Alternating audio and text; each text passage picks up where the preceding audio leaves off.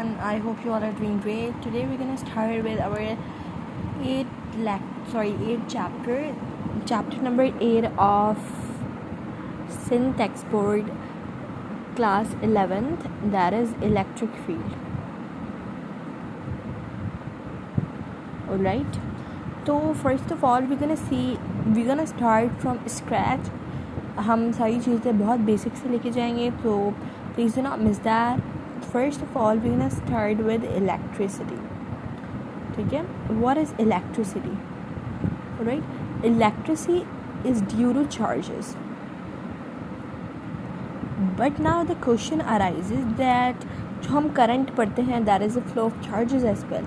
But you need to remember that the current is the flow of moving charges and electricity is the flow of both rest and moving. So the charges that we study in rest, that we study usually in electrostatic. Electro means charge and static means rest. While talking about moving, so electrodynamic. Dynamic means when something is in motion. For example, current. ठीक है, electrodynamic. So now इसको we also say that static electricity. Alright, so the thing that we usually study in electrostatic is charge. हम charge पढ़ते हैं. We study electric field. We study electric field intensity here. In electrostatic means the charges that are at rest. ठीक है, and we also study Coulomb's law. हम study करते हैं. We also study capacitor in this topics in this chapter. But now talking about electrodynamic, so we study current, we study resistance, resistivity, we study conductance, conductivity, and we understand Ohm's law, right? So for today's video, and then we have Ohm law के अंदर we have series combination and we have parallel combination. Alright, we are just starting from scratch right now.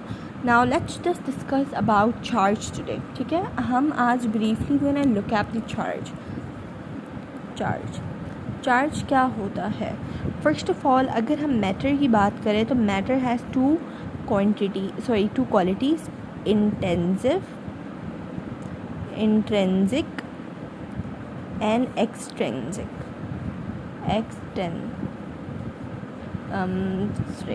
I'm not really sure about the spelling, but yeah, I'm pronouncing is really correct. अच्छा, अगर हम intrinsic की बात करें तो intrinsic का मतलब for example हमारे पास मास है.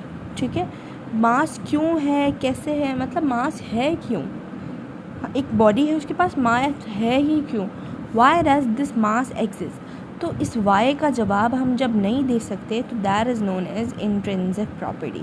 And yes, that goes with charge as well.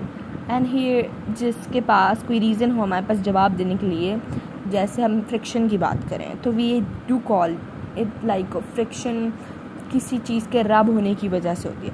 पर हियर हमें मास का हमें नहीं पता कि मास एग्जिस्ट करता क्यों है आखिर. अगर आपके पास रीज़न है तो you can comment down below, but let me just tell you that it is a intrinsic property. ठीक है, सेम गोज़ विथ चार्ज है, पर है क्यों, वाई डज इट एग्जिस्ट आज तक, like it's these are the natural phenomena. ठीक है, तो इनको शुरू से it's like given the name intrinsic and extensive.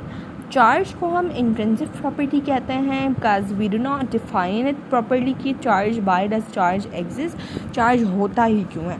तो first of all, first point you need to remember about charge is that you need to memorise that the charge is a intrinsic property, all right, due to the body. And always remember that charge is always due to the body with respect to the body. ठीक है, now if you look up at the natural charges, अगर हम natural charges की बात करें तो that can be electron, that can be proton, neutrino, that के पास जिस न्यूट्रिनो अच्छा कहाँ से निकलता है, न्यूट्रॉन के अंदर से वी नो दैट न्यूट्रॉन का मतलब होता है same number of electron plus same number of proton, ठीक है। तो न्यूट्रॉन में से हमारे पास एक पार्टिकल निकलता है that is known as neutrino. Then we have natural particle के अंदर वी हैव अल्फ़ा जिसके पास डबल पॉजिटिव चार्ज होता है and beta that has negative charge, ठीक है। So these are some of the names of the natural charges that exist, but now they talking about the types of the charges. I hope you are getting it. I'm not going so fast, but we have to cooperate. Okay, now talking about the type of the charge. So we have the positive charge and we have a negative charge. All right, positive charge is known as proton, negative charge is known as electron. So positive when they they always repel. जब वो combine होते हैं तो they always repel, ठीक है.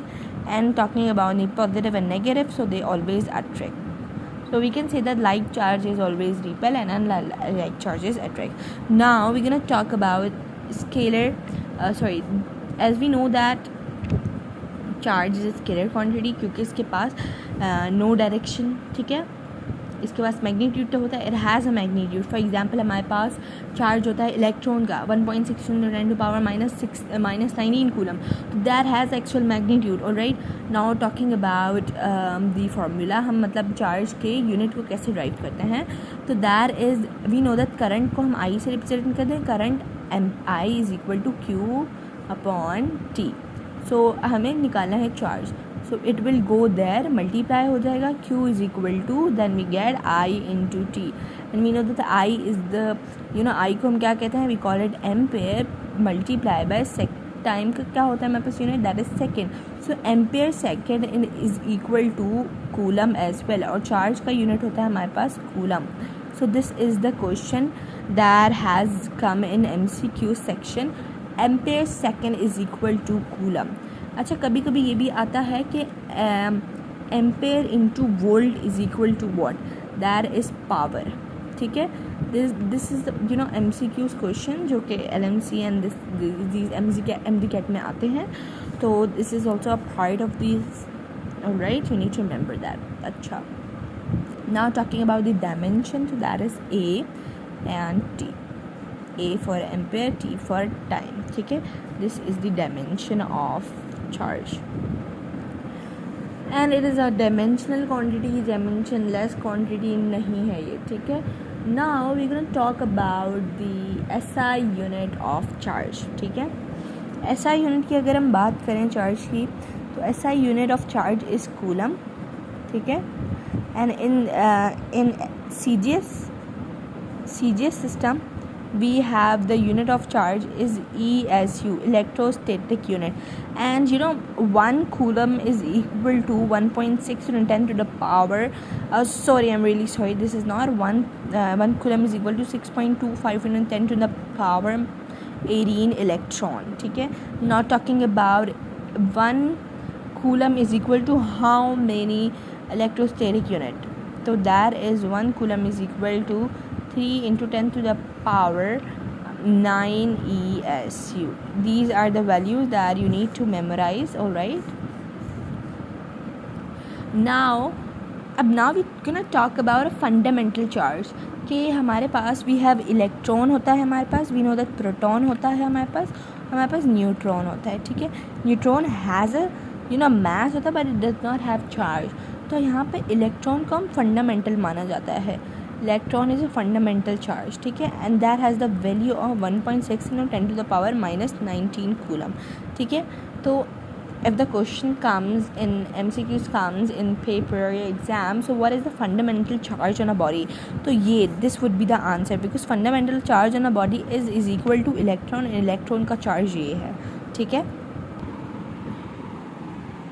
So now guys, we are moving towards another concept, that is neural body. For example, consider this is a neural body.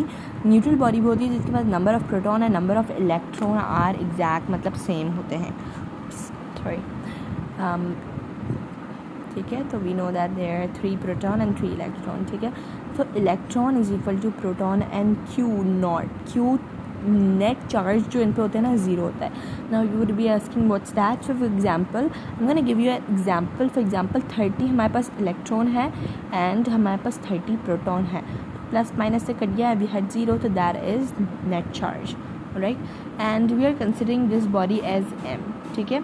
So when this body is decaying, मतलब neutral body जब decay होती है और for example it loses और gain, so that is converted into ions and one ion is positive ion. Positive ion जिसको हम m plus से represent कर रहे हैं, अनदर हैज़ नेगेटिव आयन जिसको हम n माइनस से रिप्रेजेंट कर रहे हैं. तो आपसे पूछा जाए हु हैज़ द मोर मास किसके पास ज़्यादा होगा, तो it would be the answer that हमारे पास मास इसके पास ज़्यादा होगा. हालांकि ऐसा नहीं है, but you do the gaining. जब whenever a body gains an electron, ठीक है, तो दैट गैस नेगेटिव चार्ज. और हमें पता है जब उस किसी चीज़ के पास कोई ज़्यादा चीज़ आएगी तो that will get heavy.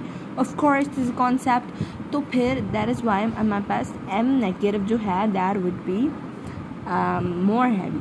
But ऐसा नहीं है. Electron is the lightest particle, we know that. ठीक है. Now we gonna discuss about, अच्छा let me tell you one more point, that charge depend on mass. Charge is due to mass.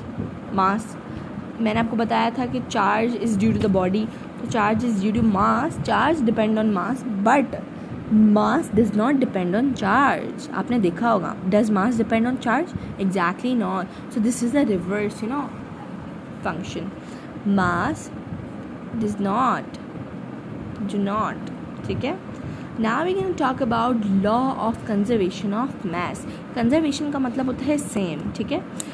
Now let me just do it. अच्छा, let's just take that. Law of, I'm sorry for the inconvenience. Law of conservation of charge. Sorry, I'm really sorry. Law of conservation of charge. Now what does this mean? For example, it is a problem. Okay. If for example we have two bodies जिसके पास positive charge भी negative charge भी, these are neutral bodies, negative positive.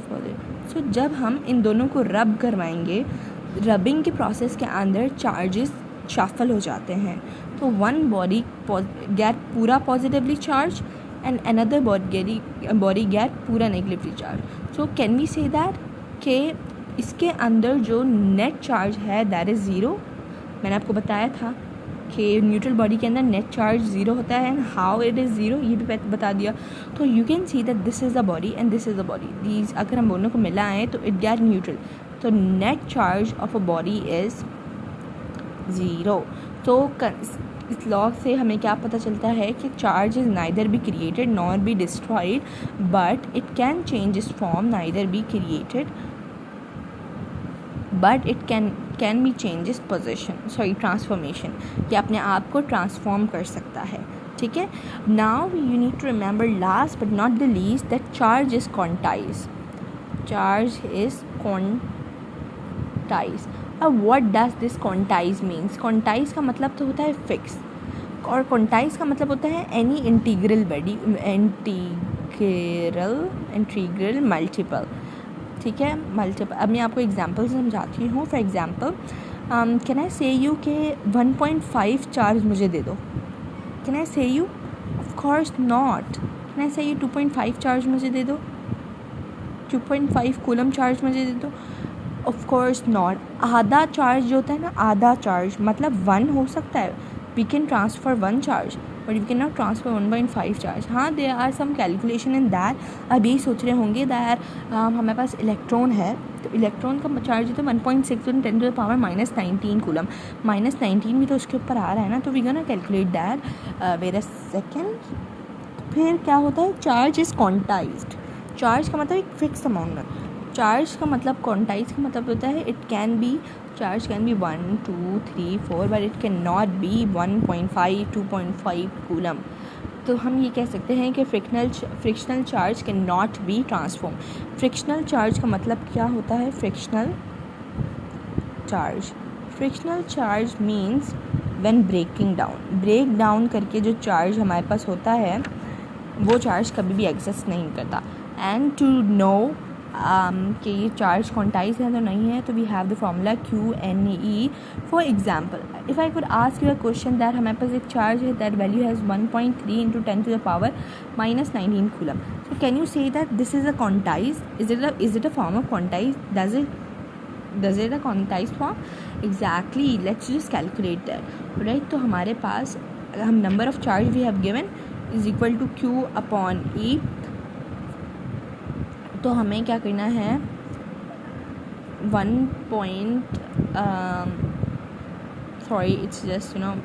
2.3 है ये, ठीक है. 2.3 into 10 to the power -19 coulomb लिखा. We know that electron का क्या होता है हमारे पास charge 1.6 into 10 to the power -19.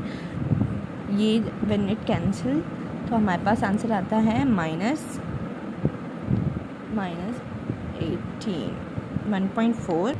okay. When it will go up, so it will be 2.